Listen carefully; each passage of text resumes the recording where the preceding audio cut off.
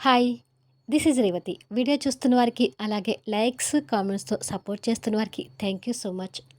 కథలోకొస్తే హాస్పిటల్‌లో పింకీ దగ్గర వినోద్, చరిత ఉండి వాళ్ళిద్దరూ గొడవ పడుతుండగా పింకీ స్పృహలోకి వస్తుంటుంది కదా! ఆ తర్వాత నుంచి స్టోరీ కంటిన్యూషన్. 'ఓ ప్రేమ ఓ పగ' ఎపిసోడ్ నంబర్ 72. అప్పుడే పింకీ స్పృహలోకి వస్తూ నిదానంగా కదులుతూ ఉంటుంది. వాళ్ళ అన్నయ్యని తిట్టేసరికి వినోద్‌కి కోపం వస్తూ, "ఏయ్! మా అన్నయ్యని ఒక్క మాటన్నా ఊరుకోను. మా అన్నయ్య గురించి మాటలు మర్యాదగా రానివ్వు" అని తన మీద గొడవ పడుతుంటాడు. "మీ అన్నయ్యను ఎంత తిట్టినా తక్కువే. అలాంటి మనిషిని నేను ఎక్కడా చూడలేదు" అని చరిత కోపంగా తిడుతుండగా పింకీ స్పృహలోకి వస్తూ కళ్ళు తెరుస్తుంది. వినోద్ చరితను తిట్టబోయి కళ్ళు తెరుస్తూ కదులుతున్న పింకీని చూస్తూ, "పింకీ" అంటూ దగ్గరికి వెళ్తాడు. చరిత కూడా పాప స్పృహలోకి రావడం చూసి సంతోషపడుతూ, "అమ్మ పింకీ" అంటూ దగ్గరికి వెళ్తుంది. "ఒకసారి డాక్టర్స్ని పిలువు చరిత" అంటాడు వినోద్ కాస్త కంగారు పడుతూ. చరిత వెళ్ళేలోపే డాక్టర్స్, నర్సులు లోపలికి వస్తారు. పింకీ కళ్ళు తెరవగానే రౌడీ తనని కిడ్నాప్ చేయటం, తనని ఎత్తుకొని కింద పడేయటం అంతా గుర్తొచ్చి భయపడుతూ ఉంటుంది. డాక్టర్స్ తనని చెక్ చేస్తూ, "భయపడకమ్మా, నువ్విప్పుడు హాస్పిటల్లో ఉన్నావు. నీకు ఏమీ కాలేదు" అని పాపకి ధైర్యం చెప్తుంటారు. కానీ పాప భయపడుతూనే, "శక్తి, శక్తి, శక్తి ఎక్కడా" అని నీరసంగా అడుగుతుంది. చరిత వెంటనే శక్తికి ఫోన్ చేస్తుంది. అప్పుడే సామ్రాట్ వాళ్ళని తీసుకొని వస్తున్న కార్ హాస్పిటల్ ముందు ఆగుతుంది.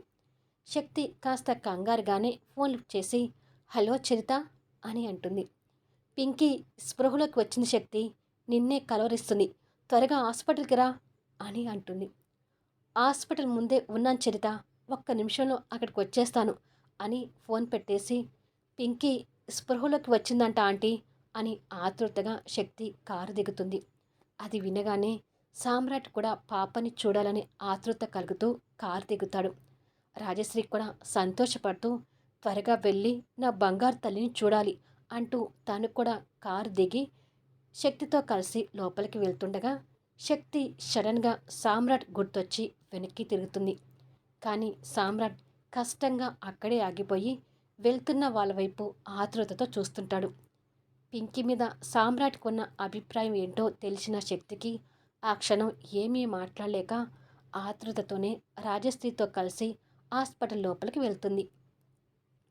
వాళ్ళు వెళ్ళిన తర్వాత సామ్రాట్ నిదానంగా హాస్పిటల్ లోపలికి అడుగులు వేస్తుంటాడు. బెడ్‌కి ఆనిచ్చి కూర్చోబెట్టిన పింకీ కన్నీళ్లు పెట్టుకుంటూ, "నాకు ఏమైంది ఫ్రెండ్? నా తలకి ఎందుకు కట్టు కట్టారు? అసలు శక్తి ఎక్కడ ఉంది?" అని ఒక్కొక్క మాట నీరసంగా అడుగుతుంది వినోద్‌ని చూస్తూ. "మీ అమ్మ వస్తుందమ్మా" అని వినోద్ అంటూ ఉండగా, "అమ్మ పింకీ" అంటూ శక్తి దగ్గరికొస్తుంది. తనతో పాటే రాజశ్రీ కూడా చేరుకుంటుంది. తల్లిని చూడగానే శక్తి అంటూ తల్లిని పట్టుకొని ఏడుస్తుంటుంది పింకీ. స్పృహలోకి వచ్చిన కూతుర్ని చూసుకొని శక్తి కూడా భావోద్వేగానికి గురవుతూ కన్నీళ్లు పెట్టుకుంటూ ఉంటుంది. సామ్రాట్ ఆ రూము ముందుకు చేరుకొని ఎవరి కంట పడకుండా పాప వైపు తొంగి తొంగి చూస్తుంటాడు. శక్తిని హక్ చేసుకుని పాపని చూస్తూ చేసుకున్న పాపని చూస్తూ సామ్రాట్ కూడా కంటతడి పెడుతుంటాడు. "ఇక ఎలాంటి ప్రాబ్లం లేదు కదా డాక్టర్" అని అడుగుతాడు వినోద్. "ఎలాంటి ప్రాబ్లం లేదు. కాకపోతే అక్కడ జరిగిన సంఘటన బట్టి పాప కాస్త భయపడుతుంది. పాపకి కాస్త ధైర్యం చెప్తూ ఉండండి" అని చెప్పి డాక్టర్స్, నర్సులు అక్కడి నుంచి మరో దారిన వెళ్ళిపోతుంటారు. పాపకి ఇక ఎలాంటి ప్రాబ్లం లేదనేసరికి సామ్రాట్ కూడా ఊపిరి పీల్చుకుంటూ, "థ్యాంక్ గాడ్" అంటూ దేవుడికి కృతజ్ఞతలు చెప్పుకుంటాడు. పింకీ ఇంకా భయపడుతూనే తల్లిని హగ్ చేసుకొని, "ఆ రౌడీ నన్ను చాలా ఏడిపించాడు శక్తి. నన్ను కుర్చీకి కట్టేశాడు. తర్వాత నన్ను లాక్కొని పైకి తీసుకువెళ్ళి, 'ఇక్కడి నుంచి నిన్ను కింద పడేస్తున్నాను. దాంతో నువ్వు చచ్చిపోతావు' అని చెప్పి నన్ను పడేశాడు శక్తి" అంటూ ఏడుస్తూ చెప్తుంటే శక్తి తల్లడిల్లిపోతుంటుంది. ఇక సామ్రాట్‌కి పింకీ మాటలు వింటుంటే వాడి మీద కోపంతో ఇంకా రక్తం ఉడికిపోతుంటుంది. పాప చెప్తుంటే ఒక్క సామ్రాట్‌కే కాదు, అందరికీ కూడా వాడిని చంపేయాలంత కసిగా ఉంటారు. శక్తి పాప కన్నీళ్లు తుడిచి తనని హృదయానికి హత్తుకొని, ఆ రౌడీ త్వరలో తగిన పనిష్మెంట్ తీసుకుంటాడు పింకీ. ఇక నువ్వు ఏడవకమ్మా, ధైర్యంగా ఉండు. ఈ అమ్మ నీకు తోడుగా ఉంది కదా, ఇక నీకు ఎలాంటి భయమూ లేదు అంటూ పాపకి ధైర్యం చెప్తుంది. అవునమ్మా పింకీ, మీ అమ్మనే కాదు, మేము కూడా నీకు తోడుగా ఉన్నాము అంటూ మిగతా ముగ్గురు కూడా పింకీకి ధైర్యం కల్పిస్తూ మాట్లాడుతూ ఉంటారు. దగ్గరికి వెళ్ళి పింకీని హగ్ చేసుకోవాలనే ఆశతో ఉంటాడు సామ్రాట్.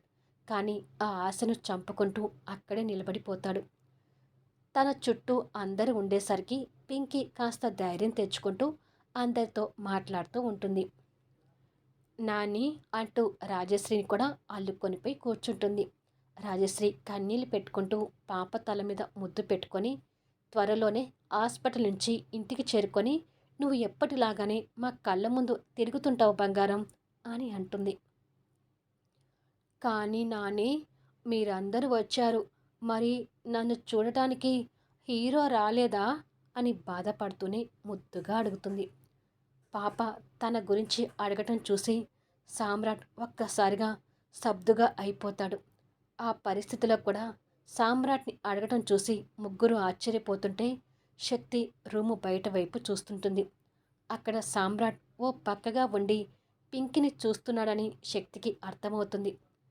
చెప్పు నాని, నాకు ఇలా అయిందని హీరోకి కూడా తెలిసి ఉంటుంది కదా, మరి హీరో ఎందుకు రాలేదు అని అడుగుతుంది బాధగా చూస్తూ.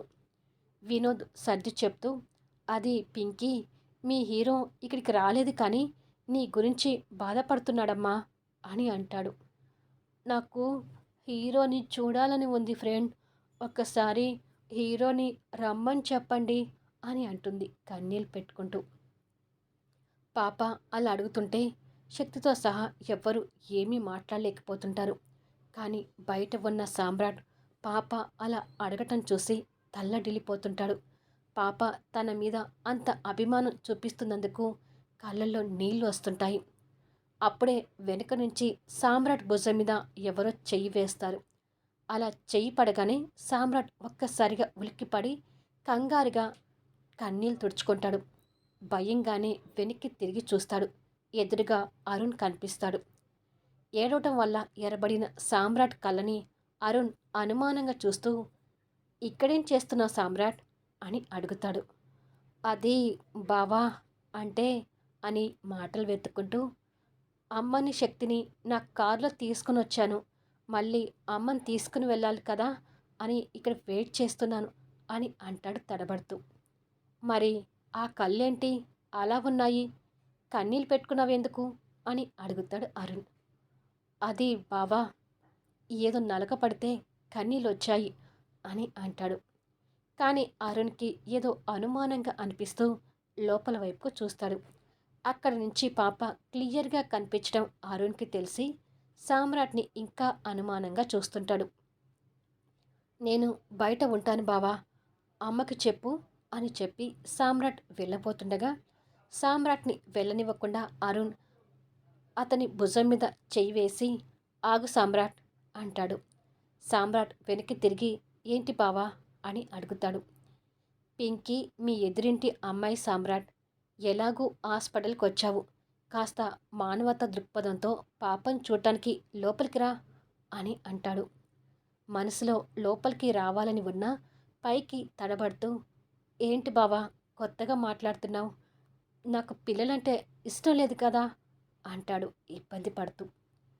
నిన్ను వచ్చి పాప మీద ప్రేమను పంచమని చెప్పడం లేదు సామ్రాట్, కాస్త లోపలికొచ్చి చూస్తే అందరూ వచ్చి కనపడుతున్నారని ఆ పసిపాప కాస్త ధైర్యంగా ఉంటుంది కదా, నా మాట విని లోపలికి రా అని అంటాడు. సామ్రాట్ లోపలికి వెళ్ళాలని అనిపిస్తున్నా అడుగులు వేయటానికి ఆలోచిస్తూ ఉంటాడు.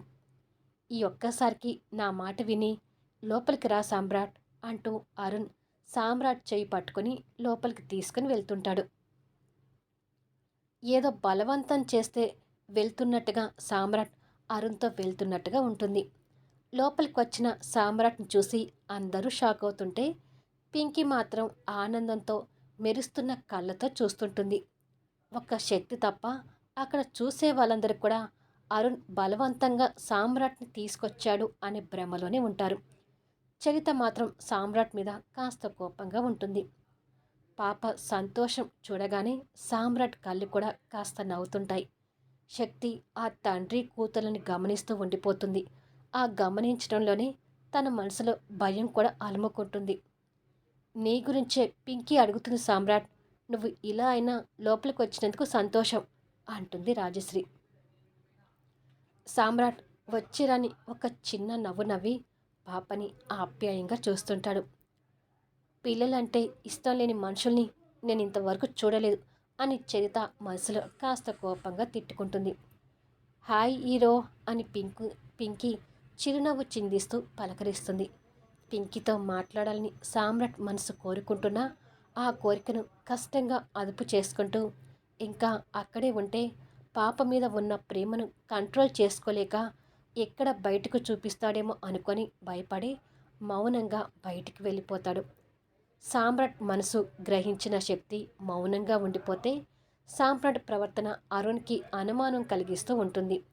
సామ్రాట్ మాట్లాడకుండా వెళ్ళిపోయినందుకు పింకీ మొహంలో చిన్న బాధ కనిపిస్తూ ఉంటే, చూసావా పింకీ, హీరో నిన్ను చూడటం కోసమే వచ్చాడు అంటూ వినోద్ పాప మనసులో ఉన్న ఆ బాధని పోగొడుతుంటాడు. సామ్రాట్ ఆ రూమ్ నుంచి బయటకు వచ్చి భావోద్వేగంతో ఇక రూమ్ బయట కూడా ఉండలేక ఫాస్ట్గా కార్ దగ్గరకు వచ్చి ఆ బాధనంతా వెళ్ళకక్కుతూ కన్నీరు మున్నీరుగా విలిపిస్తుంటాడు. అనుమానంతో సామ్రాట్ని ఫాలో అవుతూ వచ్చిన అరుణ్ ఆ దృశ్యాన్ని చూసి షాక్ అవుతుంటాడు. అరుణ్కి అనుమానం వచ్చింది కదా, మరి నెక్స్ట్ వీడియోలో అరుణ్ సామ్రాట్ని అడిగి తెలుసుకుంటాడో లేదో చూద్దాం. ఈ వీడియో ఎలా ఉంది అనేది కామెంట్స్లో తెలియచేయండి. అలాగే లైక్స్ ఇచ్చి సపోర్ట్ చేయండి. స్టోరీ బాగుంది అనుకుంటే మీ ఫ్రెండ్స్గా షేర్ చేసి సపోర్ట్ చేయండి.